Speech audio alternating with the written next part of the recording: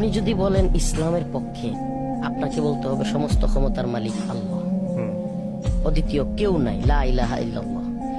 গণতন্ত্র বলতেছে সমস্ত ক্ষমতার উৎস জনগণ। প্রথমেই দুইটার মধ্যে পার্থক্য হইল কিনা? গণতন্ত্র বলতেছে জনগণ চাইলে যে কোনো আইন প্রণয়ন করতে পারে, কিন্তু কোরআন বলতেছে ওমাল্লাম ইয়াহকুম বিমা আনজালাল্লাহ ফাউলাইকা হুমুল কাফিরুন। আল্লাহর আইন বাদ দিয়ে কেউ আইন প্রণয়ন করতে চাইলে, আল্লাহর আইন বাদ দিয়ে বিচার ফাইসালা করতে চাইলে, ওমাল্লাম ইয়াহকুম বিমা আনজালাল্লাহ ফাউলাইকা হুমুজ জালিমুন ফাউলাইকা হুমুল কাফিরুন ফাউলাইকা হুমুল ফাসিকুন, সে হবে ফাসিক, জালেম, কাফির। তো আপনার গণতন্ত্র বলতেছে সমস্ত ক্ষমতার মালিক জনগণ, জনগণ রায় দিলে যে কোনো আইন প্রণয়ন করতে পারবে। ইসলাম বলতেছে না, ইসলামের আইন জনগণের রায়ের উপরে না, আল্লাহর রায়ের উপরে। সুবহানাল্লাহ। ইনিল হুকমু ইল্লা লিল্লাহ, হুকুম চলবে একমাত্র আল্লাহ।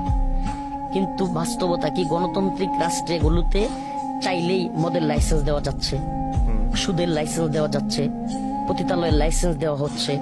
এটা শুধু আমি কোনো এক সরকার, আওয়ামী লীগ সরকারকে বলবো না, বিএনপির সময়ও ছিল, সকল সরকারের সময় ছিল। বিএনপির সাথে যখন জামাত মিলে সরকার ছিল তখনও ছিল। তো এই যে কাজগুলো, এগুলো তো হারাম।